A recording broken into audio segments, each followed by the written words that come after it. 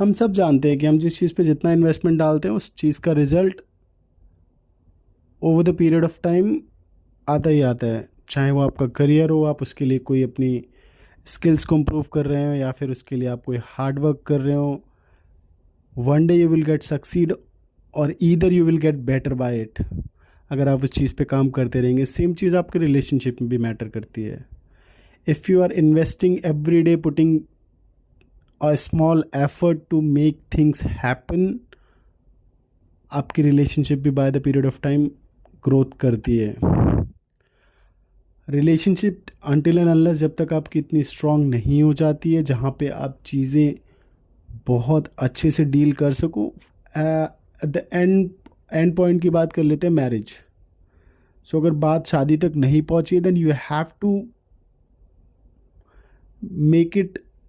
Have to make things जो work out करें। जैसे एक प्लांट को ग्रो करने के लिए आपको every day you have to nurture it. आपको उसको वाटर देना पड़ेगा, आपको उसका ख्याल रखना पड़ेगा, उसको कोई इंसेक्ट ना लग जाए वो भी देखना पड़ेगा। So every day you have to put small small efforts, thereafter that plant grow and become a tree. Same thing happen with relationship. When things get worse, आप हैंडल नहीं कर पा रहे हैं, you have to restart. आपको अपने relationship में time देना पड़ेगा। एंड व्हेन यू थिंक कि चीज़ें ऐसे ही चल जाएंगी, whenever we get time we talk, whenever we it's not up to me कि मैं ही सब कुछ करूँ, then it will not gonna work out. You have to put effort. People avoid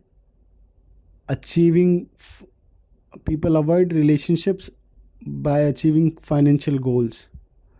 It is also important, but achieving a financial goal and keeping back your relationship, though that things are not even, that is not a smart choice.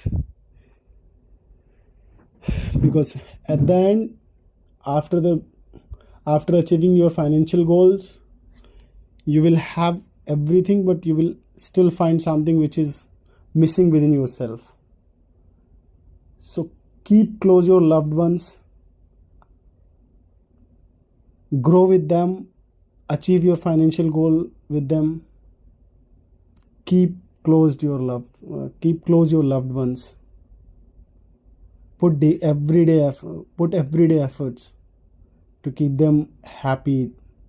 Give your love, nurture them, make them feel special, give time and attention.